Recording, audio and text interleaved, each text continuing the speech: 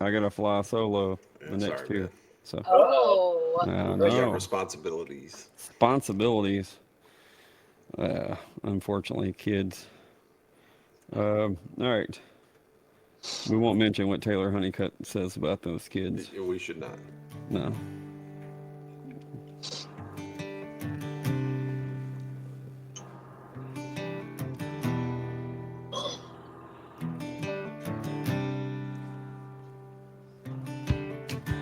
It was Texas, it was Tennessee.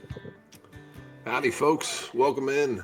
You have arrived at the Texas to Tennessee podcast. My name is Steve. This is Chris up above. You can see my finger. What's up? Thank you for joining us. Tonight, we are extremely excited to have Benjamin and Cassie Wilson with us from Goldpine. So, welcome in. thanks for having Thanks for us. having us. Mm-hmm. It's our pleasure. As I've said before, it's no fun when Chris and I just show up. So, Exactly. first off, folks on YouTube, thank you so much for joining. We appreciate it. We see your comments. Feel free to fire throughout. We will do our best to try to ask some of those questions. You always come up with good ones. Well, most of you do. And then Facebook as well. Thank you for joining. We appreciate it. We are going to hand it off to Benjamin and Cassie right now to give us a little bit of their backstory. They're going to take a couple minutes and tell us a little bit about themselves, and we'll get into some shenanigans after that. Yeah. Okay, well, I'll start. Uh, we have been married for 16 years, 15. 15 years, Ballpark. and we met at a small church in outside of Nashville, and we didn't really meet like pursuing music with each other or anything like that. We just kind of met at the church. I was pursuing, And didn't- pursuing you. Yeah, and we didn't sing together like officially for a while. It wasn't until probably 7 years into our marriage that we decided, hey, we should become a duo. Two heads are better than one, as they say, and it was true. We do Americana. What we call it is bold, harmony-driven Americana music, Aggressive Americana. or aggressive Americana. Nice. And now, the last 3 years, we have been touring full time. You're seeing our tour van right now. Home is where you park We're it. in our tour van, and we're touring all over the United States, singing our music. And we've got our third record about to come out in June. Yeah. That's a synopsis. Well, there's a lot in a couple minutes there, so I appreciate it. We are going to go into our short segment where we talk a little bit about your hometowns. We're going to grab some famous folks from your hometowns, and we're going to quiz Soul Gravy because he's really good at this. Oh yeah. So, Yeah. I'm the best. The best. All right. Well, first off, we're going to go ladies first. Coleman, Alabama is home to Cassie, I believe. Okay. We have some famous folks from Coleman, and we're just going to go down the list. Feel free to just stop me when you hear somebody you're familiar with. JoJo Billingsley. No, I don't think I'm familiar with JoJo. Nada? I don't think so. Songwriter and recording artist, best known for her work with backing vocals for Leonard Skinner. Okay. Fun fact, she was not on the plane. The only band member that was not on the plane. Okay. She was getting she was at the doctor when that happened. So Crazy. interesting. All right, next up, Melinda Dillon. I don't think I'm familiar with Melinda's work either. This is going to be a little bit tougher one. She received a 1963 Tony Award for her Broadway debut in Who's Afraid of Virginia Woolf. Okay. And she was nominated for Best Supporting Actress for an Academy Award in Close Encounters of the Third Kind. Well, I've heard of Broadway before, so that's good right there. I'm doing good. All right. All right. Let's see here. Morgan Smith Goodwin. Stay in that realm if you would. Yeah, I could fake something, but no, I don't. Right. Not familiar. She's an actress. She has a recurring. She has recurring roles on television on the television series Veep and Messiah. Veep.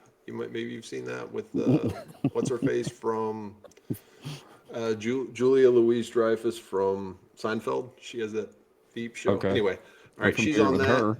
And she unfortunately is not from Coleman, but she is best known as Red, the Wendy girl in the TV commercials from Wendy's from 2000, in the mid 2000s. So Okay. yeah, pretty cool. I do know. Okay. All right, All right. Brett Hessla. Am I gonna get any of these right on this list? You're gonna get one. Okay. All I right. bet I know what it is. I know who it is. Okay. I'm not familiar. Brett, bass player for Creed. Okay. Okay. Yeah, yeah. I am familiar. This is where you insert a Creed thing. Which song could I? I'm sorry. I That's wasn't okay. ready. All right. No, that's fine. I was trying to think of, how to add, what's this live for, a higher or something, but Yeah, I I just, gotcha. Take me higher. There you go. there you go. See? All right. This is the best one yet. All right, Talmadge Prince. Talmadge, not a name you hear every day. No, At but least not that anymore. sounds really familiar, but I can't say that. I don't know why. Talmadge was a stock car driver, NASCAR Okay. driver. It wasn't called NASCAR back then, but he old timer. Yep. Okay. Shout out Gotcha. to Talmadge. Channing Tatum. I'm familiar with Channing Tatum, yes. What's he been in? Several movies. He's a very high quality actor. All right. Mhm. I think he was in Magic Mike. He and was. I just think didn't he want to was say in it. Foxtrot, maybe, or some others. I don't know. I've probably seen that. But, What's the one? The remake of the where he's a cop, right? 20 Jump 20 Street. Jump Street, 21 yeah. Jump Street. Let's Yeah, Be that's what I was. Kind. Okay. No, that's a different one. Okay. Yeah. And what is it? You think dance movie? A dance movie? Yeah, he was in the dance movie where he met his first wife. Like Step Up or something like that? Was it Step Up? I don't know. That was like his big breakout role. Okay. Steve just asked the questions. Yeah, I'm not responsible for answering any of these. I even have the answers in front of me, and I still don't know. So, all right, Holly Williams. Oh, yeah. Did I? Yeah. I didn't know that. Yeah. Okay. Think hard on the last name and what state you're in. Uh, That'll um, help. I would say she's related to Hank Williams, You are senior or correct, sir. junior. Yeah, senior, granddaughter or senior. Okay, all right. So, yeah, shout out to Holly. All right, Cassie, you have passed. We're going to move on to Ben's hometown. I don't like this two guest thing. This is tough. It is hard, I know. Sorry. It's a little bit longer. Usually we just have one guest. We have two tonight, so we want to make everybody feel at home. So he gets to make fun of me twice. So here we go. Carroll, Iowa. Is that correct? That's right. All right, Carroll, Iowa. Mary Arnold. Mm-mm. Oh. I think I know who this is. Okay, I'm we'll not familiar. verify here. Mary Arnold was a singer in Kenny Rogers' initial band, the First Edition, First edition. Okay. You didn't know that. Didn't know this. and also was the wife of Roger Miller, Oh. Oh. Okay. which is kind of cool. So she was the queen of the road. Yep, she was the. There you go. There it is. Well done. I was quicker on that one than Creed. Sorry. I only have two more. I think you got All a right. chance at one of them. Okay. Ken Henderson. That sounds like an athlete, but probably not. Yeah. Okay. You're doing good. Shout out, but I don't Pick know a who sport. he is. Pick one. Let's say baseball. You are correct. Yay. Now you just have to pick one of the 15 teams he played for. He played for Okay. everybody. Let's everybody. I'm pretty sure he may have been a Cardinal. No. Oddly, he wasn't a Cardinal. He was a Giant, a White Sox, a Brave, a Ranger, a Met, a Red, a Cub, and a couple others. Okay. So, he played Wow. for 15 years, 65 to 80, so predated you. But, yep. Last one is Nick Nurse. Yeah. Why do I know that name? Oh, he's a basketball coach. 4. Used to be the Toronto Raptors, but I don't know who now. He's the head coach of the 76ers. So, Well, I need to put a face with that name. Yep. I think I know who for sure who that is. anyways, Was he the Raptors coach? I don't know. Oh, okay. Could very well have been. I don't know. We'll, Carroll, Iowa. we'll get our interns on that. and Okay. we'll find out the answer to that later, folks. But enough of that. We want to get into talking a little music. So this is the weird question of the evening. The rest of it kind of is pretty easy from here. So we'll ask you to pay attention on this one. This is called the pie question.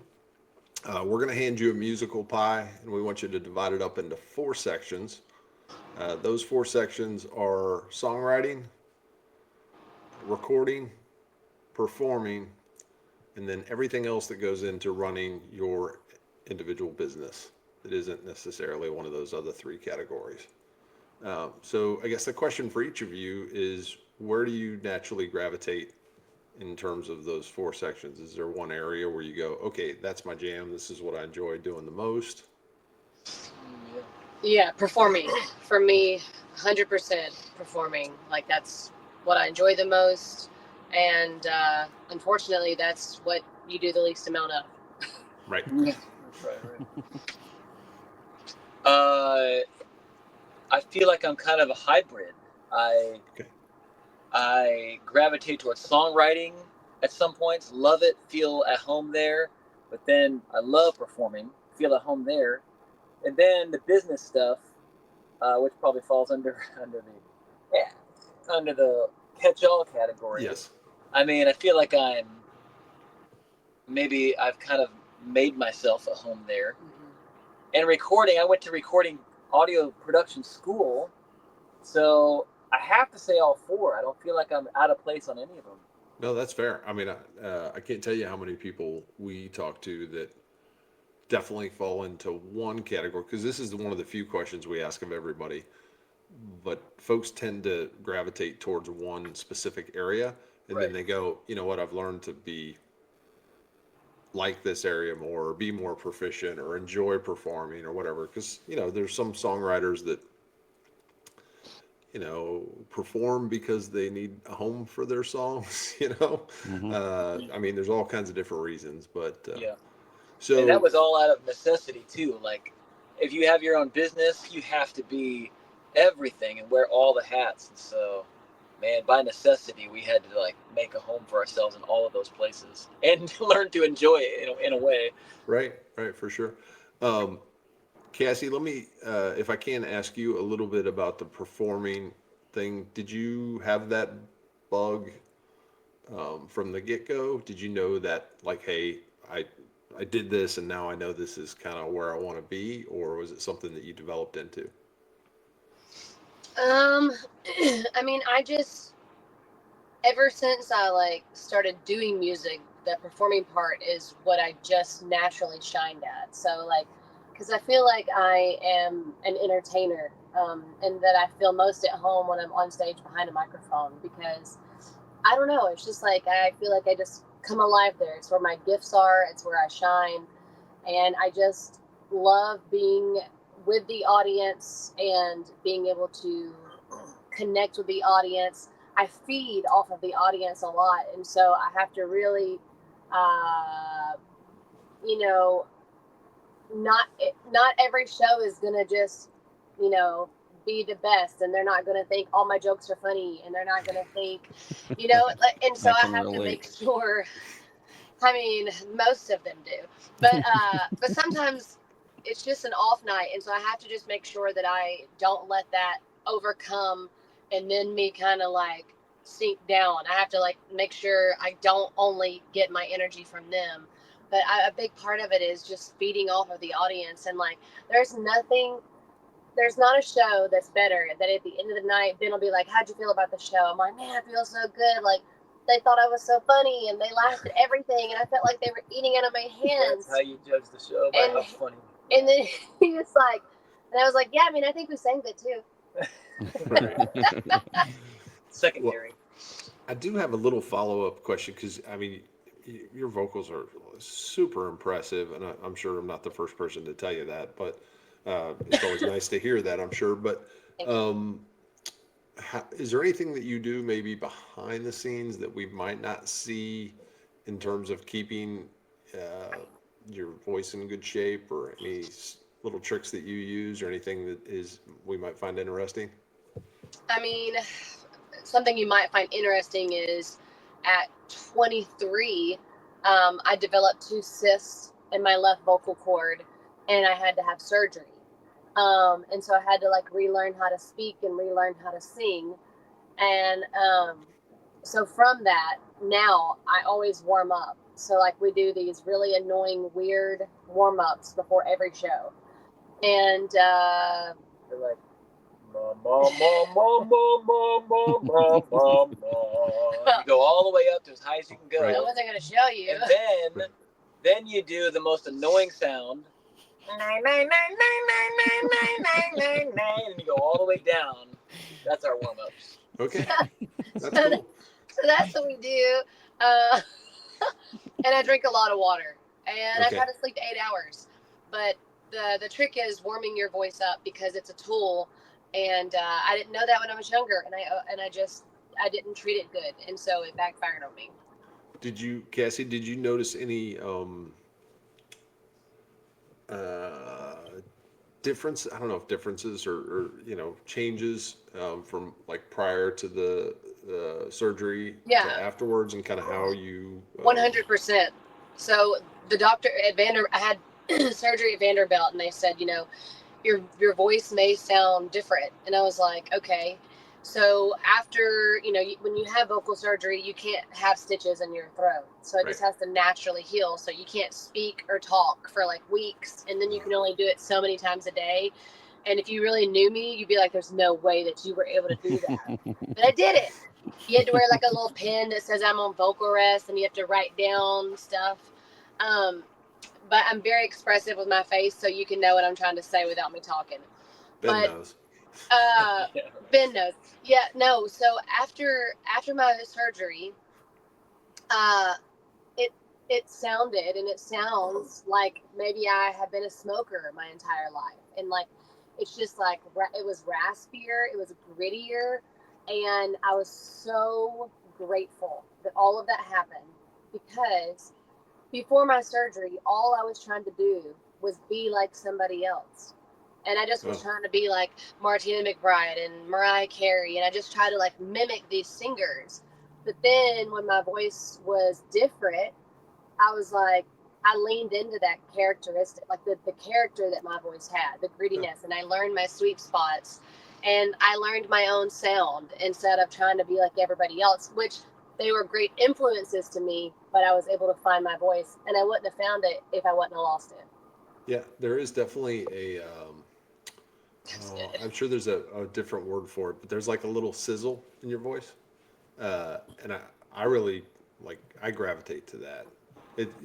There's also the person that sounds like they've been in a 80-year-old whiskey barrel or oak barrel or whatever. Then you're like, okay, well that's something completely, and I like that too, but there is like a little sizzle that I hear in your vocals that I really enjoy. So thanks. I like that sizzle. Yeah, a little sizzle in there. The sizzler. Some people some producers try to make that go away, and I always think that that's part of that's what makes it unique and cool. And because there's lots of people who have great voices that don't have any sizzle, and there are tons of folks that have amazing voices that have all kinds of sizzle. So whatever, just different flavors. Mm-hmm. Yeah, thanks. Sure. All right. So I have to ask, how did you get to Nashville? What brought you both? I mean, you both came from, I for sure knew everyone from your hometown. We've already established that. But you came from different parts of the country to Nashville. So what brought you there? Let's see. So I grew up in Iowa, moved to Minneapolis to intern in a recording studio. Knew that a plan B that I wanted to have was audio production. But I really wanted to do performance. So after I interned in that studio in Minneapolis, I realized I should go to audio production school. And that's what I moved to Nashville for. I went to SAE, Audio Engineering School, there in downtown Nashville. And it was a 9-month program. And sorry. She really loves Texas. Yeah, right. Yeah. Love it. It gets me. So that I moved into Nashville in 2006, and that's why audio production school. I got you. Yeah, I moved to Nashville. So I was born in Coleman, but then I was raised in Summerville, Alabama. And I moved to Nashville when I was 19 years old, all by myself. And my dad had just passed away. And I had been going back and forth to Nashville, like just doing some like demo work or working in some different studios. And I was like, you know what? Like there's no reason I need to stay here. So I moved all by myself to Nashville. And this is a really crazy story. The short of it is, me and my mama we came to Nashville, and I was going from bar to bar, getting up and singing a couple songs. And I went in, because I didn't know that many songs back then. And so I went into Tootsie's, and I got up and sang with this older gentleman. His name was Jimmy Snyder, and he had a ponytail that went down to his butt. And he sang at Tootsie's all the time during the day shift. And I was like, can I get up? He loves Texas too. So I asked if I could get up and sing. So I got up and sang. And after I got up and sang, I asked Jimmy, I said, what would somebody do if they wanted to move here? And he said, well, I have a place for rent behind my house. And I said, I'll take it. I know that sounds super crazy, but I did. And y'all, it was in Madison. It was this like little shack that didn't even have a deadbolt. It just had the lock that, what is that, on the bottom? Just on the handle. Just the handle lock. That's it. And I paid $250 a month. My closet was also my pantry, no kitchen. My bathtub is where I washed my dishes. That's how I got to Nashville. It's crazy. How am I alive? So, I mean, you just went just to have opportunities to sing. I mean, in general, was there other? I mean, I'm sure there were other aspirations. No, I wanted to be a country music singer, and so that's the only reason I came and went, and I've been there ever since. 22 years. I love it, and that's where I met Ben. It's home. Understood. Ben, as far as I'm curious, we talked to a lot of different people as far as people that write in Nashville, people that perform in Nashville, and then you got the studio and audio side of it. You're kind of involved in a lot of it underneath one hat. So has that I guess has that helped you stay in Nashville and stay active and for a lot of times it's finding work is not necessarily the easiest thing. Has kind of helped you stay busy and make a living? I'd say currently with what we do, like all the skills that I've acquired over the years have definitely been super beneficial for the business that we have, performing music. But when I got out of audio engineering school, I worked in a demo recording studio in Nashville. So when there wasn't as many home studios, people were going on Music Row to record 10 or 12 of their songs that they think Martina McBride and Blake Shelton want to cut. And they just get through those songs so fast. It was the most amazing experience for me. Just coming to Nashville, I'm like, these session players had never heard this song until 5 minutes ago. Here's a chart, and they're playing it like it's on the radio. And I was just like blown away. So I worked in that studio for a while. But after that and doing some live sound, we really started doing more performing. And so I kind of got out of the doing, studio work for other people and live sound for other people and doing the whole business thing. And so now I do a lot of the production and the recording for our own records, like the record we have coming out. I did all the mixing and production on that. And you do all the writing? And the writing, yeah, we do the writing together, and I do some of the writing. So Yeah, man, what I said about wearing all those hats for a business, as you guys know, is like the biggest deal. Like you have to wear so many hats and learn so many things. Like in the last couple of years, I went on a crash course of digital marketing, and man, it also blew my mind. And it has been so beneficial. So that's a whole nother podcast, though. Absolutely. Well, just kind of a quick. How did you get from those days to where you guys are now? I mean, you're in the middle of a pretty long tour together, and it seems to be you seem to really be excited about all of that. Just kind of, how did you kind of get to this point? I guess if there's a, I mean, it might be a weird question, but no. So like when we got married 15 years ago, at that point, I parted ways with the people I was working with, and Ben started producing and recording my solo albums. So I was doing country soul, and he was doing his own thing. And it wasn't till like how many years ago? Maybe 8 years ago that we became a duo officially. okay. And so before that, we sang up and down Broadway in Nashville for 10 years. 10 years. We played up and down that street. All cover gigs. All So cover singing gigs. all other people's material. 4-hour gigs, no breaks. And we did that for 10 years. And so we've only been 3 years ago is when Ben was like, okay, we've got to stop singing other people's music. And I was like, that's how we make our money. And because we were doing like weekend shows or doing mini tours of our original music, but we weren't all in.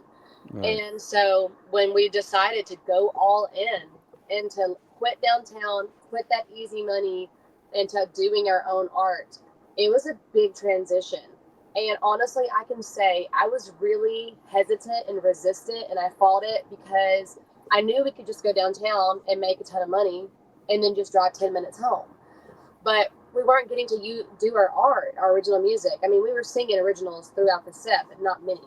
Right. So when we made that jump and decided, okay, 3 years ago, we're going all in, that's when everything just kind of changed in our life. I mean, now we're on the road. We played over 200 shows last year, and we're not slowing down anytime soon. And we're seeing, just in those 3 years, we're seeing so much growth. And I will also say, my mom was really sick for 3 years, and she passed away 3 years ago. And so I never would really stay gone away from her. So when she passed is really when I was like, okay, I can go all in now. So It's like a theme that I've been thinking about lately that covers many topics, but that you should do something. I can say this carefully. You should do something that scares you, that is risky, and that deals with songwriting. I read an article that someone was talking about your songwriting and the songs you put out should be like so vulnerable that it scares you, and that's the way to connect with people. And it's the same with what we did, going to all original music touring on the road.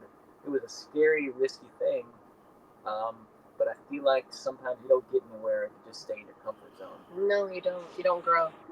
One more thing, Steve. I know you met a ton of people on Broadway and doing that world, and then but when you started doing your independent stuff, I'm assuming you met a whole other different crowd, if that makes sense, of artists doing the same thing. I guess kind of changing communities. Was that the case? Yeah, it was. I mean, it feels like two different careers, honestly, and it really is. Now being on the road so much and being a part of so many songwriting festivals, we know so many even duos, so many duos that are doing the same thing we're doing, traveling around in a van like this that they've built out, playing all the places we play. And we kind of just follow each other. We look at where each other is playing and like, I never heard of that place. I need to reach out to that one. Or we reach out to them and ask, hey, how many tickets did you sell? How'd the show go? Should we book there? Like, how was the hospitality in the green room? Did they feed you? You know, it's just stuff like that. That's what I care about. So it really is a pretty cool community, even though you see somebody like that a couple times a year at a festival or something. Yeah, it's a great circuit. I know lots of folks that would love to have that kind of circuit, so shout out to y'all for making that happen. I know it feels like we've had you here for 3 hours, but for Chris and I, it feels like you've been here about 12 minutes. Right. We are at halftime. That goes by quick, but we would like to play for everybody Alabama Born, and if you could maybe take a minute or so and maybe introduce the song, tell us a little bit about it, and then we'll give it a listen. Yeah, so this is a single off of our new album that's coming out in June. This single is already out, and this is a song. It's all true, and it's about me, and it's called Alabama Born. It really doesn't need an intro. This is just my life. Great. Well, we will hit the little sound button and we'll give you all a good listen here. All right, here we go. 19 years old and she was having a son. Red clay on the floor left a stain on her newfound world. She wore the wedding band of a man with a heavy hand. I was Alabama born.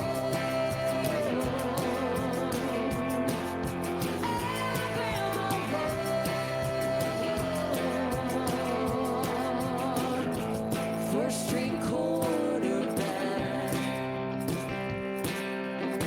chasing nostalgia from a high school past, and with unfortunate love, he wrestled demons till she'd had enough. I don't carry his name, but I feel his blood inside my veins. Oh, I was Alabama born. Alabama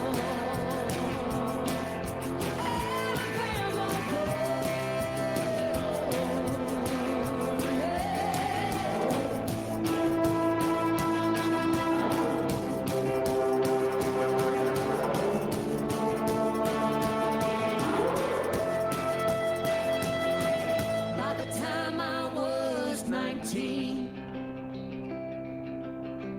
I followed my voice up to Tennessee. With a broken wing I'd flown to a place my family had never called home. Mercy, I buried them all, but there's a place in my mind I can still recall. Oh, I was Alabama born. Alabama born.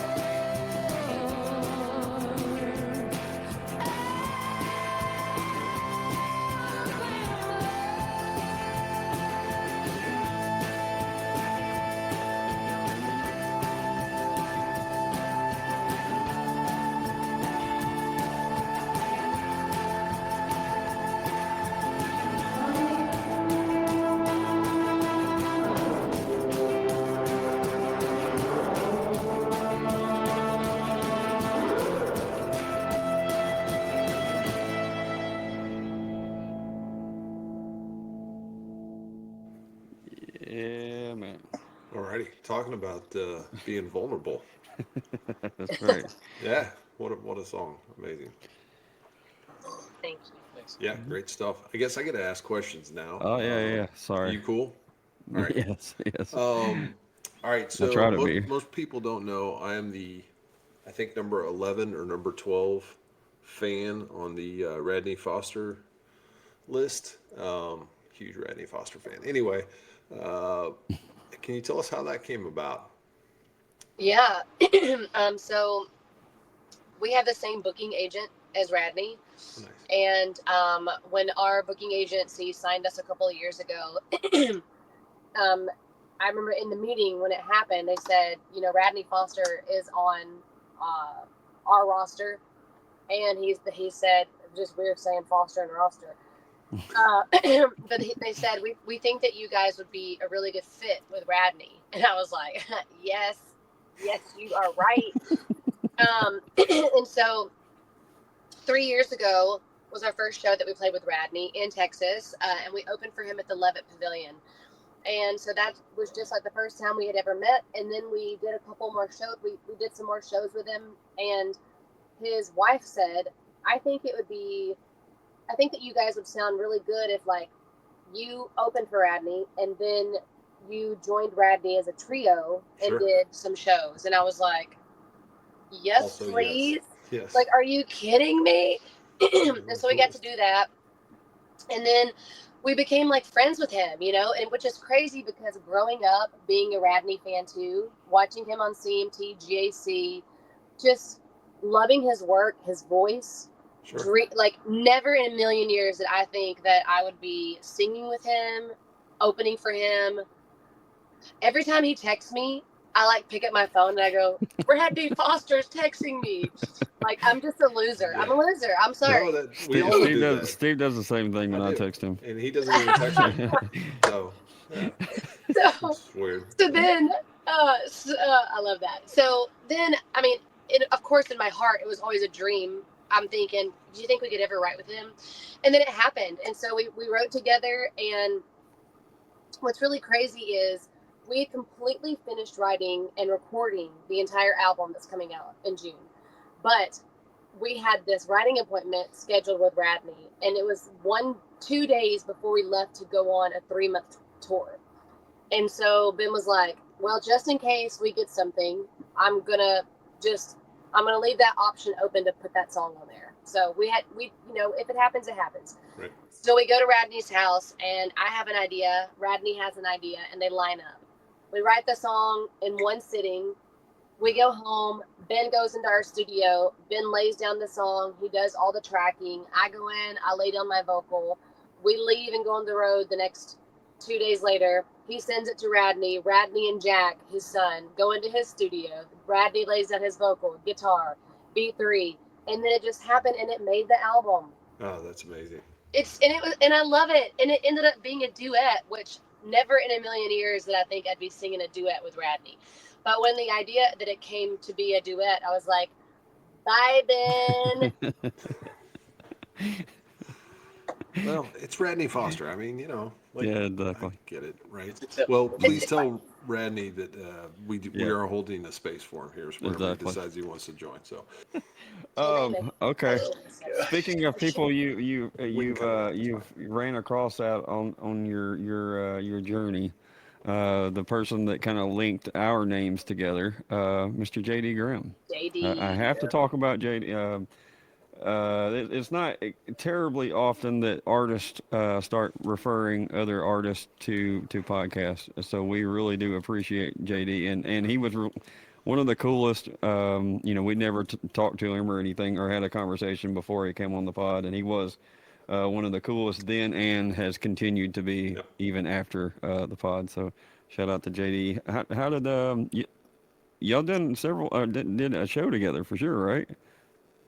We've done festivals with JD. Have we done any shows with him yet? Not yet, in October. We're Okay. about to, yeah. We have a Nice. run of shows in October in Texas. I think we must have met him at a songwriting We festival. met him, so we had heard about him, and then we ended up meeting him and really connecting with him at Red Lodge Songwriter Festival. Okay. in Red Lodge, Montana. And so that's kind of where we connected, and just I was just blown away with his story, with his testimony, with his voice, with his heart. And I knew that the first time so my brother works for Teen Challenge, which is a drug and alcohol recovery program, Christian recovery program. And I knew the first time I heard JD sing, I told Ben, I said, I want him to sing for the men at the center. And so, anyways, it did happen, and then we played the Bluebird. We played the Bluebird together. That's what I was thinking. Right. That's right. We forgot. That was with Radney, right? Yes. Radney, JD. Okay. Yep. And Randy.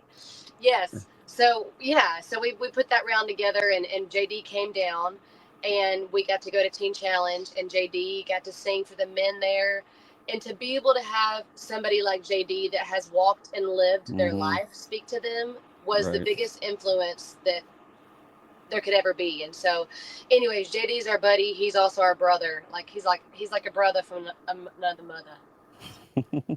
Yeah, he if anybody, if y'all missed that episode, definitely go back and listen to check out anything with his story. Yeah, he's got that one of a kind for sure, and not and his current story is great. I mean, like you said, between the show he did for you guys, but also, I mean, he goes back and helps so much with everybody that's from prison to getting out of prison to the whole thing. He just seems to be wide open for anybody that needs someone to talk to or whatever the case would be.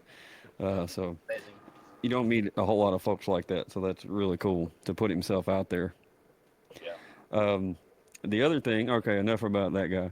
And the other thing I saw during our crack research team, they let me know that y'all did several national anthems. One at the Nashville Sound, but you also did one at the Kansas City Chiefs. At Arrowhead. How was that? And great jumpsuit too, by the way. I want to try to find me one. Thank you. Oh, hers. Yeah. Wait, what? Yours was nice too, Ben. Oh, thanks. Thank you so much. Yeah. I tried to get him to wear one just like it, but he wouldn't. I can't say I'm blaming him. Yeah, but it was awesome, right, Ben? It was the jumpsuit. That's singing it. Yeah. No. When they contacted us, it was so far after we had submitted it that we thought it was a scam. Like, who's this random person that says they're from the Chiefs emailing us saying, yeah, right, you want us to come sing the anthem on New Year's Eve? Okay. So I'm like looking up, Googling her name, and like, does she work for the Kansas City Chiefs? I'm trying to call up the organization. Like, can I talk to Diane or whatever? Can I talk to Patrick Mahomes, please? We need to get this worked out. Straightened out. But it turns out it really was real. So we did it. It was amazing. They treated us really well. Yeah. It was awesome. Yeah. It sounds like cool. it. I know a lot of artists are terrified of doing national anthems. Can you speak a little bit? I mean, it's obviously a difficult song for normal people, like mortals, but also, there's a little bit of, man, if I screw this up, it's going to be on every, phone possible, that whole fear that might not exist in if you're playing to 300 or 400 people. I guess it probably would as well, but I don't know. Can you talk about that? Is that just something that is so far out of y'all's mind, or? Yeah, I mean, honestly, when my mom was alive, my mama always wanted me to sing the national anthem, and I was like, no. I was like, I ain't touching that. I'm not doing that. I ain't doing it. But we ended up doing it, and honestly, there is so much power in words, and so I would never verbally confess that I was afraid of anything negative happening. Gotcha. And I will also say that we practiced that song. Oh my gosh. We sang it at every gig. We just started singing it at our gigs. and we were like, telling people, we can't tell you who, but we're going to be singing the national anthem for an NFL team, and do y'all want to hear it? And so we just practiced it so much, and just so it just became second nature. And honestly, when you get out there on the field and you're in the middle of 76,000 people, the energy and the adrenaline that you feel from being there really takes the nervousness away. I mean, I thought I was so scared all the way up, walking through the tunnel. Oh, yeah, and that's then, gotta be the worst part. It was awesome, but the worst part. And then when you get there, I was like, I'm okay. And then we were, and it was just like, I wanted to open my eyes the whole time and just really enjoy every moment and take it in, because I'm not being negative. I'm just being realistic. It probably is not going to happen again. That's a once in a lifetime opportunity. And so I just wanted to remember every moment. I was just like, and when they sent us the pictures, we looked so happy, because we really were. You We were were just happy, yeah. enjoying the moment. Yeah, You're probably happy because it wasn't a Broncos game. Just and probably that you could get to go inside too, because around New Year's in Kansas City tends to be a little chilly. It was so It cold. was really cold. And Ben only wore his jersey. He didn't wear a jacket. Yeah, no pants either. Tough guy. Right? Good for you. You gotta earn the crowd, right? yeah. Yeah, I didn't want all my pictures to have a long sleeve coming out of my jersey, so I was like, I'm gonna tuck it out. Did it for the fashion. Yeah. Gotcha. Well, let's talk about the what you got going on right now. You guys are kind of in the middle of a pretty long Texas and West Coast swing. What else going on now and coming up? We're gonna be in Texas for another couple weeks. We're hitting Galveston, Comfort, New Braunfels, the Dallas area. We're playing the Wildflower Festival in Richardson. We're playing Fort Worth, and then we're heading out west further through New Mexico and Arizona, and hitting the entire West Coast from San Diego all the way up to Seattle, hitting all the cities. Well, not all of them, but all the major cities. We've done that tour one time last year, and we just really loved it. Everything was so new to us. I'd never been out there before, and the weather was amazing, and the tacos that we were able to eat in LA at the taco stands were the best. I mean, it was just made for a great experience. So we're looking forward to it. Way better allergies. Yeah. Yeah. Yeah, you guys will be here until here in Texas until the 17th, 18th of May. So, folks, if you see this and you're anywhere around DFW, Galveston, Bluffdale, New Braunfels, any of those places, get out and get yourself to a show. Yeah. Yep. Definitely. And the other thing, we need to make sure we talk about new music. Yes. What's kind of on the on the radar, the forecast for that? We've released about 4 or so singles off the upcoming record. Alabama Born, what you just played, is one of those. And we'll continue to release all of them until the entire record is released as singles. So the whole thing will be out sometime in June. And that album title is 3 because it's our 3rd album. The cool thing about that album, and you might even be able to hear it in that song you played, Alabama Born, is that we took recording gear out on the road with us, and we would set it up at our gigs and capture the live vocals, the live guitars, the live kick drum I was playing, the tambourines, and capture that energy of what we do at a live show. And almost that entire record is like a bunch of live takes, and I brought it back to the studio in Nashville and added a few, things for flair on it and whatnot. But I really like it because it feels so like, has that energy to it, and it has a little bit of rawness to it, and it's a little It's not clean cut. I like it that way. And it's super efficient because it sounds like you've already paid for the studio. Yeah. Exactly. Yeah, which is awesome. Yeah. Yeah, it's weird.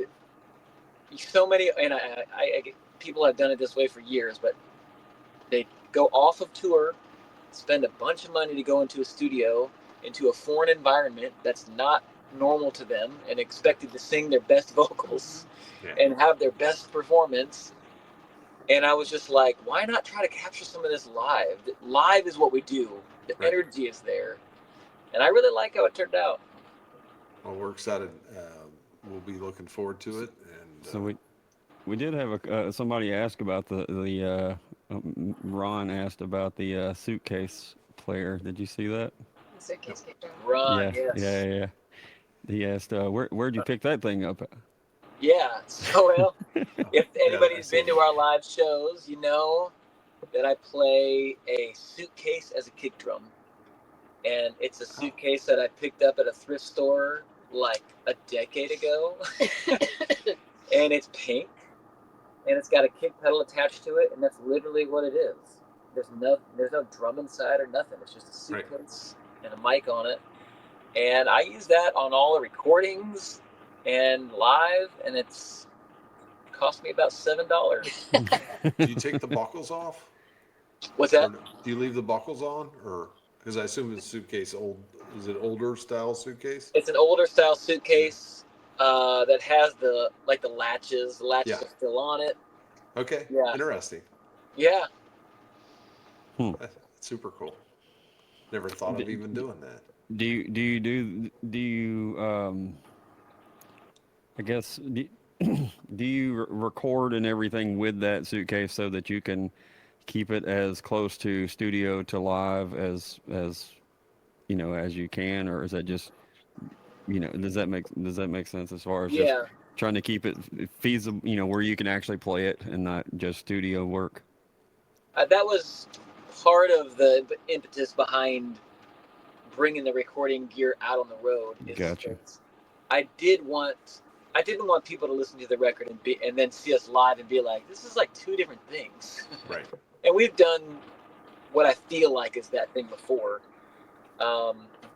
So, we're just two people, but we try to play as much as we can. Suitcase kick drum. I got a tambourine / snare thing that I created. Acoustic electric guitar. She plays a MIDI keyboard, harmonica, strong harmonies. And we try to, with two people, make the song as interesting as possible so that after I record it, I just have to do minimal stuff. Maybe add a bass, maybe add a swelled electric guitar or something. So that's the idea behind what we do. Understood. Very cool. Mm-hmm. Are we ready for a little rapid fire? Yep. All right. Well, we are nearing the end here, folks, sadly. If you haven't already gone and followed Goldpine wherever you stream your music, please do that. Also, find them on socials. I'm sure they would appreciate a follow. And honestly, they would probably appreciate the engagement as well. So take some time and connect with them while they're out on the road now.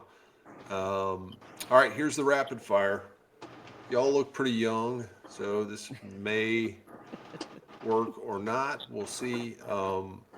Last CD that you purchased more than once? Sorry, last CD you purchased? More than once. More than once? Oh, wow. Yes. Means you probably liked it. I don't know if I've ever purchased a CD more than once. I'm a one purchase. I don't know. Guy. Yeah, I don't even know the last time I bought a CD. That's true. Okay. Horrible question. We'll move on to the next one. Tell us about We're your dating ideal, ourselves. Yeah. Tell us about your ideal green room. Green room. Ideal green room? Okay. Yes. Well, she's prepared for this one. I mean, it's all about the food, and I will say that it's just a big deal. So I like it when I go into a green room and they have super comfortable couches, a refrigerator stocked with multiple options of things to drink. Nice. I love it when they have snacks. Charcuterie, Oh yeah, a big sounds deal.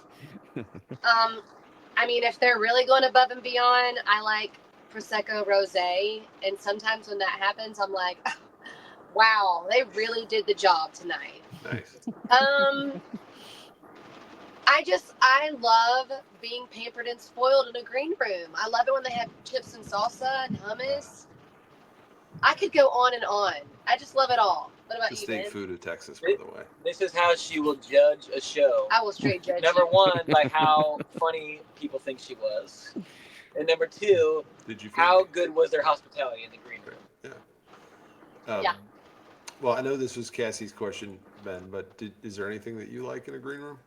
No, I agree with her. Okay, well done. All right, You this one you pass. both have to answer. Dinner with one historical figure. Dinner with one historical. It just started raining really hard. Oh, Dinner welcome with to one Texas. historical. Van life. Dinner with one historical figure. Wow. I mean, What you got? I mean, can you say Jesus? I'll have dinner with Jesus. We've had that. Yeah. Yeah, I dinner would with like- Jesus would be. I have I'd like to questions, hear so yeah. Jesus. Dinner with Jesus. Dinner Wow. with Jesus sounds like a That Hayes Carl is song. Crazy. I think isn't it an Adam Hood song? We haven't mentioned Adam yet, so. But also, you wouldn't even have to provide your own dinner because he could provide it. Voila. Yeah, He's like, oh, you need some more wine? got you covered. Yeah, that's a good one.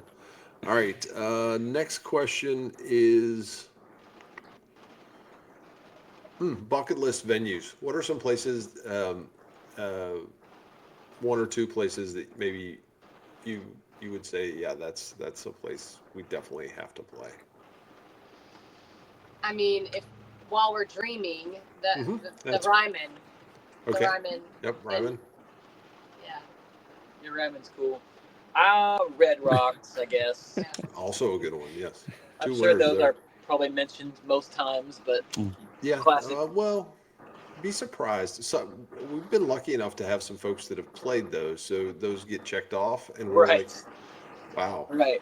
Madison Square Garden, really? Okay, all right, that's cool. You know, Yeah. so whatever. Exactly. Like it's your dream, it's not mine. So whatever, I get it. Okay. I thought it was going to be like the taco food truck festival or something. Yeah, like on that South was going to be Marin. the dream. Yeah, for dream. sure. Yeah. In New Mexico, yeah. Yeah, exactly. I'll play it. You could add your music to any soundtrack or TV show. What would you add it to? Ooh, that's cool. Any TV show. What do we like to watch? I mean, the stuff I like to watch, our music wouldn't go to it. We could write a song for it. Survivor. I love I love Survivor. I mean, I don't. Okay. Fair I enough. mean, and you know, like they're always in some like tropical place, and in the Oh, yeah. background, it's always like hum bada bing bum bum hum shabada bum ba. So that's not gonna work. That's good. God, I want my music on the Chosen series. Have you ever seen that before? I've heard of it, but I have not. Yeah, I haven't seen it, but I know what Okay. you're talking about. It's like a really great series about the life of Jesus when he was on Earth, and man, it is powerful Okay. and great. They have great music in there too. I'd go Yeah. for that one. Appreciate that. Yeah, for Yeah. sure. I think our music would fit good on that. Yeah, it's a good answer. Stumbling Stone. One fictional character that you'd like to have as a friend. Ooh. How about a Smurf? I want a little Smurf to be a friend of mine. Oh, yeah. Papa Wait. or is it Papa Smurf or Papa who? Smurf. I don't know which one. Just Okay, one of the Smurfs. That's the no-name Smurf. Yeah. Just a tiny little A guy. fictional character that we'd like to be friends with. Yes. Kermit. No. I have a feeling Kermit would get old after a while. Like, Okay, come I on, know this man. is a really weird answer, Okay. but my best friend Megan looks just like Daria. y'all remember the MTV Yeah. cartoon Daria? So, and I think I'd like to be friends with Daria. Sorry. Two very original answers. I did not see those coming. Yeah. So. They didn't see those coming. You never know which questions people will connect with. No, you don't. All right, last question for me. Tribute bands, yay or nay? Ooh, we're on the edge of this one because we come across music venues that only do tribute bands, and we roll our eyes. We're like, I get it. Doing that. But then we just happened upon a Journey tribute band a while back, and we were like so impressed and so into it. I was blown away. So I'm a little bit torn. Me, same. It depends on what era. I'd go for a tribute band from a 90s band. I'd go for that. Okay. But not 80s. I mean, you know what? Let the people do their art. I'm down for it. All right. Well, just don't stop believing. We knew it was coming. It's just a matter of time, folks. All right. Well, we are to the last question of the evening, Soul Gravy. It is your question. All right. Like he said earlier, make sure you go give Goldpine a follow on all their socials. Engage and follow. Anytime they let you know the new music is on the way, help them with that as much as you can. It doesn't cost anything to share something, to hit the little like button, to react, to comment, and if you like their music, I guarantee there's some friends of yours that probably would like it as well. So share away. All right, so this question started out as a joke on episode 1, and now it is a requirement that we ask this. What is your favorite Little Debbie snack? Oh, wow. Speechless again. I think Little Debbie makes zingers. Is that right? I think that's Hostess. That's the enemy. It's okay. Well, see, from Iowa. There's not a lot of Little Debbie. I know. I was thinking about that too. Pass. Can you give us some options? What do they do? Oh, we can give you all the options. Zebra cakes, Nutty Buddies, the little cosmic brownies. What's some more? Oatmeal cream pie. Oh, don't they make the Star Crunch? Fudge round Star Crunch. The little rolls. Pecan Swiss rolls. Swiss rolls. Man, that's making a comeback. It is making a hard push. Do they make Twinkies? Nope, that's Hostess, sadly. We don't have a sponsorship deal. Apparently we're going for Hostess. I think we're more of a Hostess family over here. Well, that's okay. What about, I guess, Nutty Buddy? I'm going for Zebra Cakes. Nutty Buddy. Zebra Cakes? All right. Nutty Buddies? That's okay. Good answers. That's okay. You can ask Hostess on the next one. And by the way... No, we have to stick with Little Debbie's. Speaking of the following on social, we also have on the homepage of our website a place where you can sign up for what's called the 3-album experience. And it's free, and it's a week's worth of exclusive content of how we recorded the album, stories behind the songs, and all sorts of cool things that only you would get by signing up for that. So no cost at all for that. You can sign up on goldpinemusic.com. And then what's our handle across the board with everything else? Goldpine Music. Goldpine Music. Yeah. Awesome. We will have you all hang back for just a second, but we're going to say bye to everybody. Thank you all for joining tonight. We appreciate, obviously, Goldpine joining us. As always, we always appreciate Mr. Gravy. So we'll see you. Thank you all. Thanks, y'all. See ya.